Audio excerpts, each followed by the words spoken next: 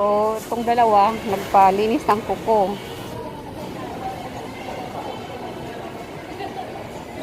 Si Daddy nandun sa... Saan ba si Daddy?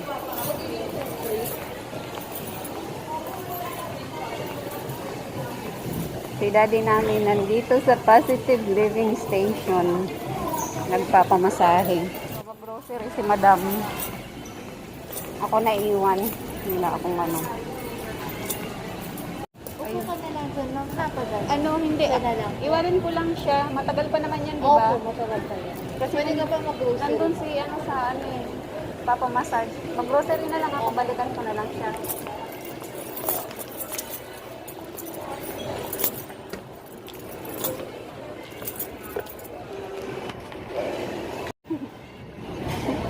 Nandun siya.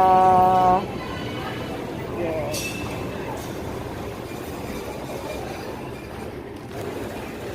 Pasko na dito, guys. Oops.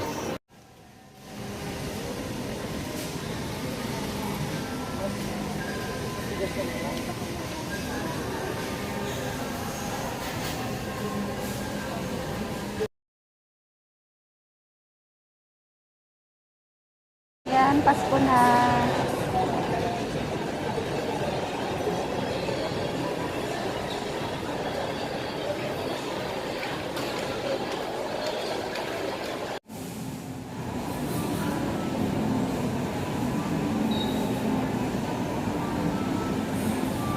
Pasko na, guys. Merry Christmas.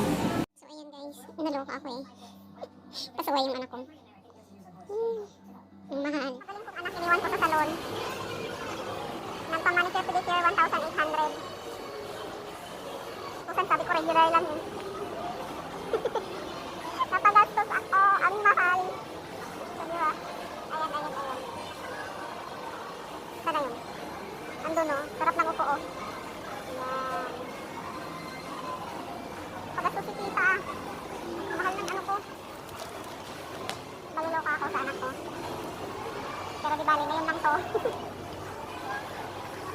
After 6 months, minsan nga lang lumabas. Ngayon lang lumabas ngayon. Tapos pinagastos agad ako. Yung main ano niya, nasa 2,000 na yun. Yung kami ng Watsons kanina. Tapos ngayon ang 1,800. Mamumulugi ako nila sa oras. Akala ko naman yung gagastusin ko sa ano, nasa ano lang. Nasa 500 lang. Manicure pedicure niya. Ay, nako. Wala na akong pera. Sarap ng buhay, sarap ng buhay. So guys, yung mga anak nyo, huwag nyo iiwanan mag-isa sa salon ha. At kung ano-anong pinapagawa, ang gastos. Magastos talaga.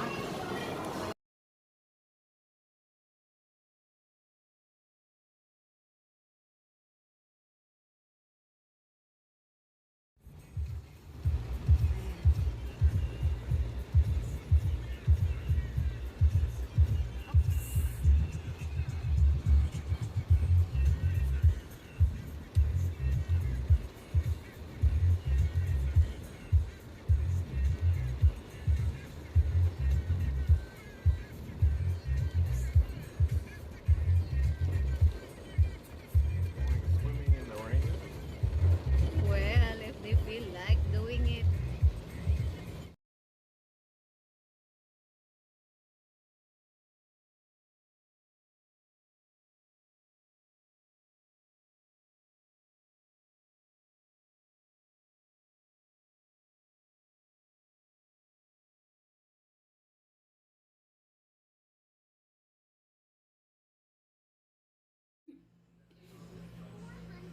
So, alam niyo yung nabudol ako nung isa kanina.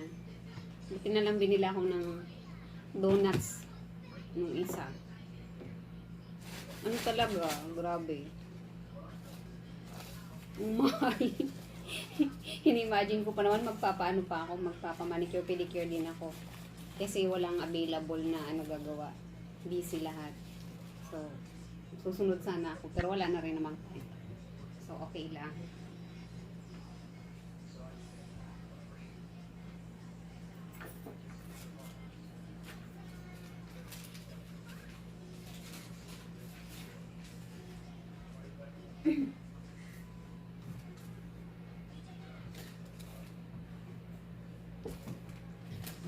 So, ayan.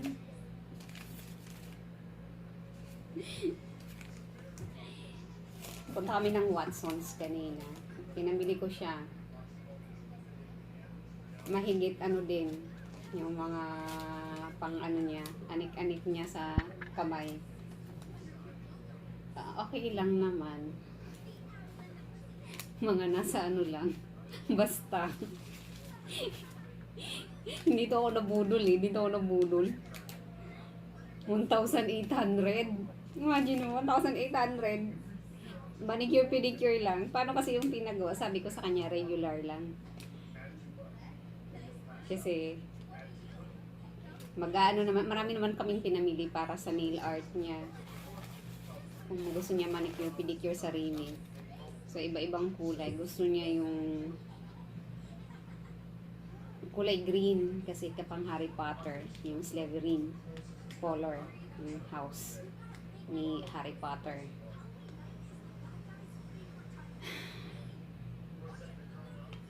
So, yan guys. Kain na lang akong donut. Kasi, si Daddy kasi nagpa-massage.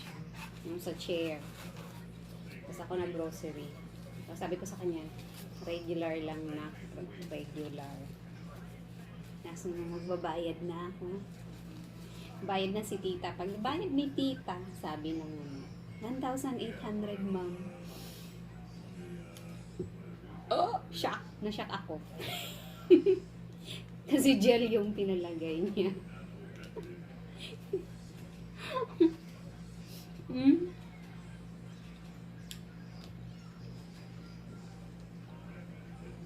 Ako ngayon magkukot-kot ng kuko ko. Wala na akong pang-parlor. Okay lang. Yung hindi mo siya nilabas ng simula nung March, April, May, June, July, August, September, October na pala. March, April, May, June, July, August, September, October. 8 months na.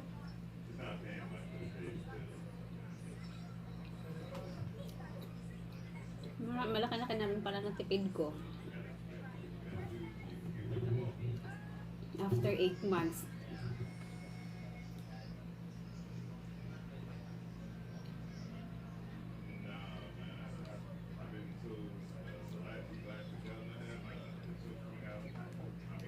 Nabudol ako.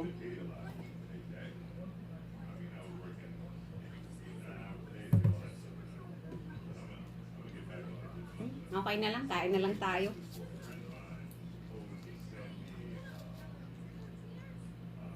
Buti na lang masarap yung Krispy Kreme.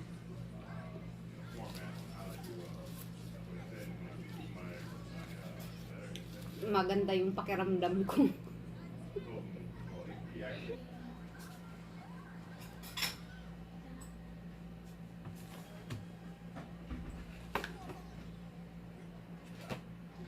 Show mo yung nails mo, Nakdon. Yes, show yung nails. There.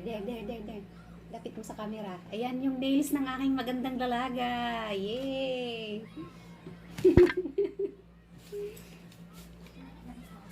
Did you say thank you to Daddy? Thank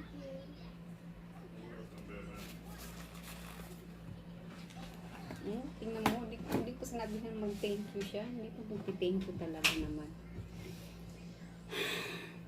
Yan. Kaya wag kayong mag-aanak ng marami. Tama na yung paisa-isa. Sakit sa ulo.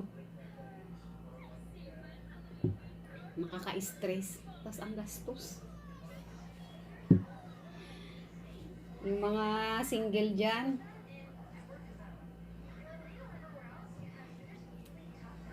Pag nag-anak kayo siguro lang. Okay na yung paisa-isa. Huwag nang damihan. Kasi yung kagaya niyan. Diba? 12 years old pa lang. Gastos na. Tapos ang sabi mo naman sa akin, mag-work siya sa ice cream factory. Kasi may libreng kain ng ice cream. Pwede din siya din na ice cream taster. Kasi malaki sahod.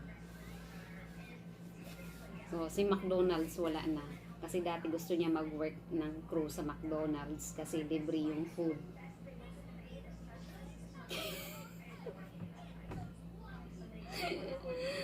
Oh my God, manloka ako.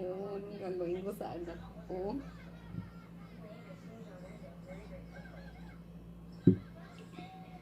Yun guys. Bye-bye.